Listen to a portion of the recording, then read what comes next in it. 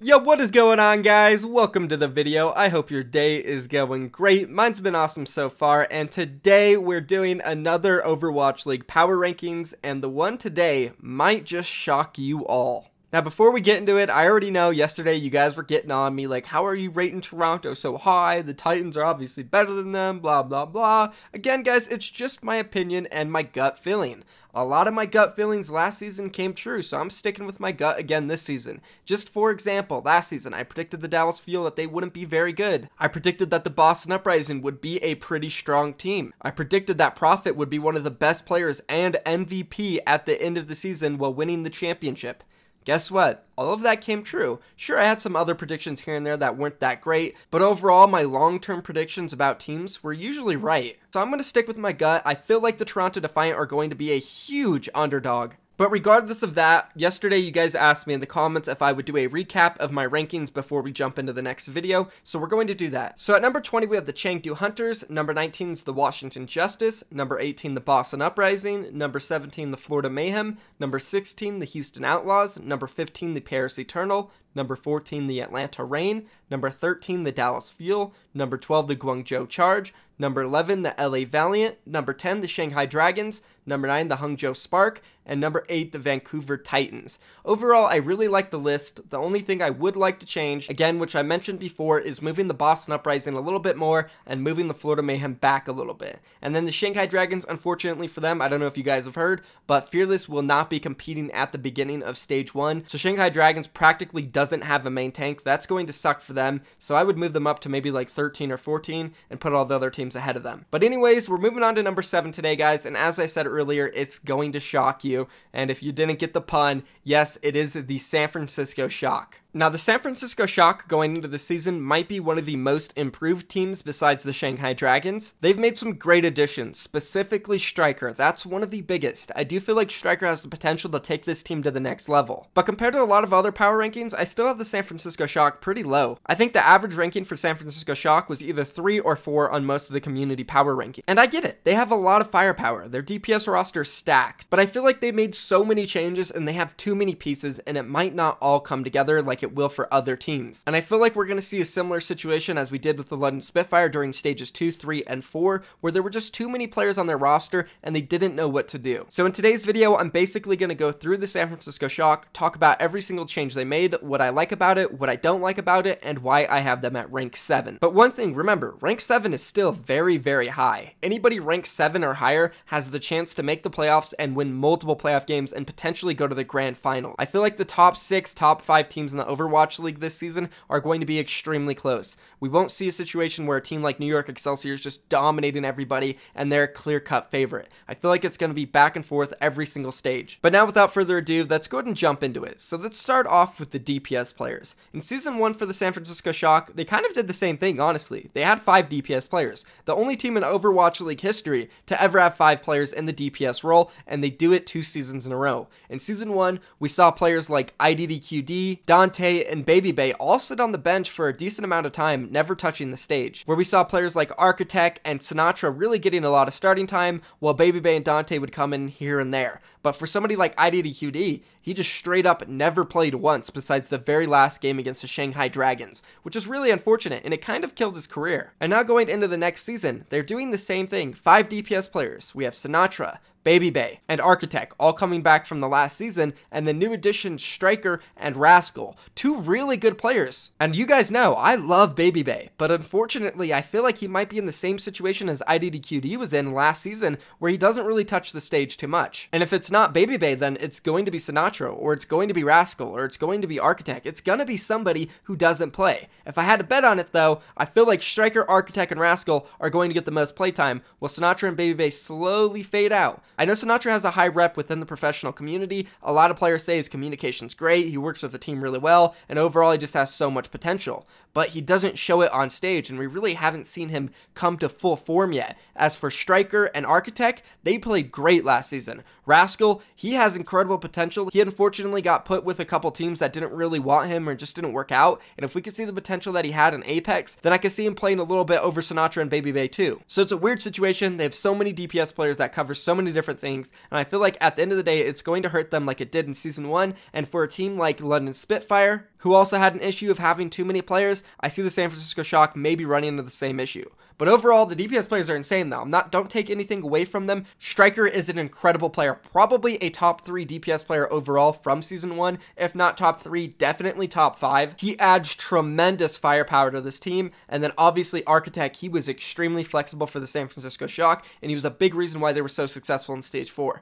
So if these two could really come together and become the main starters, and they don't worry about the other DPS players, which is unfortunate for Sinatra, Baby Bay, and Rascal, that they might get ignored a little bit, but if they do get ignored, I feel like that's what's best for the San Francisco Shock, which is sad. We've seen it happen with that LA Valiant last season too, where they had their starting DPS players and their starting players, and then with their subs, they kind of just pushed them off and, you know, said good luck. Well, the main team that was playing on the Overwatch League stage was pretty successful. Same with the London Spitfire. As I said, they kicked their players. So I'm worried for the players if they take that route, but if they don't take that route and they try to switch out everybody and give everyone a fair shot and play a ton, then I'm worried for the team.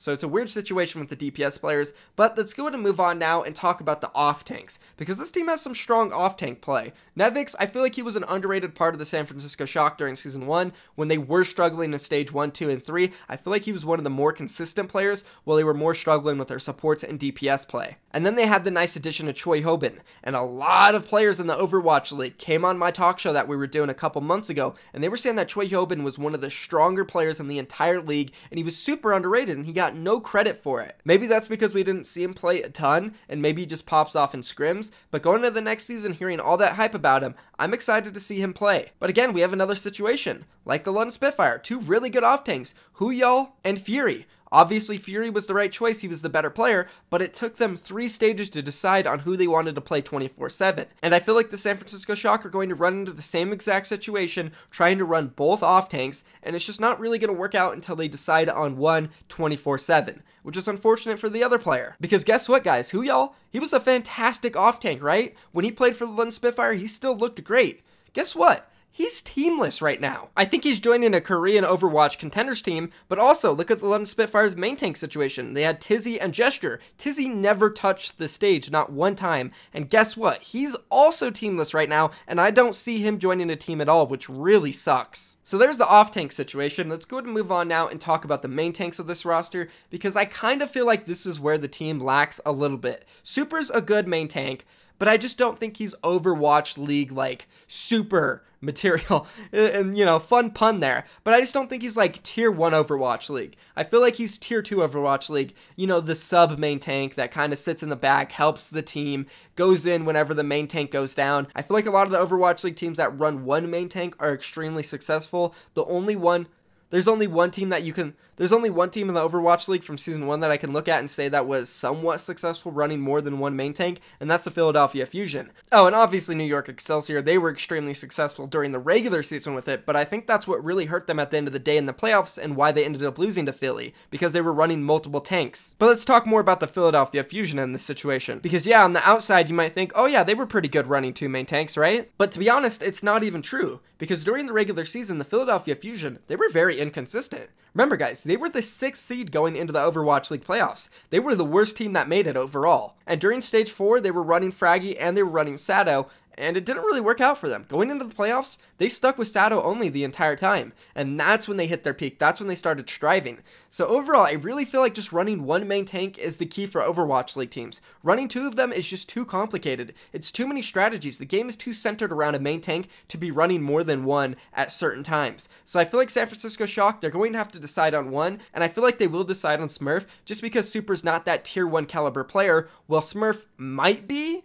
Maybe? I don't know. He doesn't have Overwatch League experience, and he comes from the Houston Outlaws' old academy team, GGEA, which wasn't very successful in their 2nd season, and the 1st season when they were known as Optic Academy, they were decent, they made it to top 4, but Smurf never really specifically impressed me. I know Korean main tanks overall are usually better than the Western main tanks, which is unfortunate, but it's true, so maybe Smurf is the guy for them, but I feel like they just lack in this role a little bit. So that's another thing I'm worried about for the San Francisco Shock. If they had like Fisher or somebody really strong coming in for them, I would have rated them higher for sure, but I feel like main tank is just too important and they lack in it a little bit compared to most of the other teams I haven't ranked yet. So again, we're seeing the same issues. They have too many players, they don't know who they're going to run, and then in the main tank role, I think they just don't have somebody that's going to be great.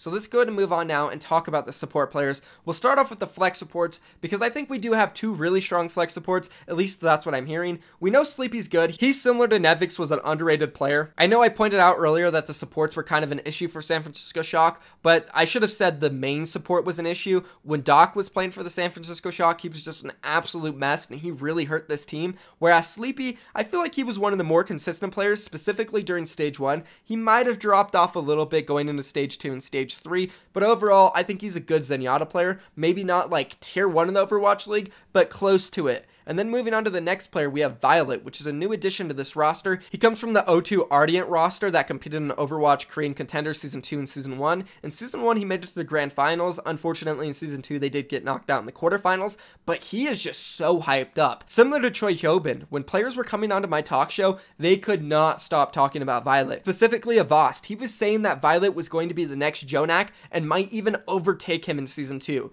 Now, that is huge praise coming out from someone who did compete in the Overwatch League, and it wasn't only him. We had Harry Hook come on, Linkser come on. They were all saying that Violet has the actual potential to be the best Zenyatta in the entire league, which is crazy when you consider that Jonak was the MVP of the regular season and the World Cup, and is probably the most dominant support player to ever touch the game, hands down, and is probably considered one of the best players in the entire world. So to think that Overwatch League players and teams are saying that Violet has the chance to overtake Jonak is crazy. And I'm not going to say I'm not believing in the hype, but I'm saying I have to see it to believe it because Jonak is just so damn good. Maybe Violet will be a tier 1 Zenyatta and he'll compete with the best like the Uncos, but I just don't see him being the absolute best yet. I have to see it with my own eyes. But again, Sleepy's also good, so we're in a situation where like, what do we do here? We have 6 players coming in from the West here and 6 players coming in from Korea on this roster, so it's very mixed when it comes to that. But the thing is, they can't supply a full Korean roster. No matter what, Moth is the only main support on this team, so he is going to be playing 24/7. And that also makes me think that they're never going to run a full 5-man Korean roster with just Moth, because Moth definitely doesn't have fluent Korean, and then running 5 Korean players, just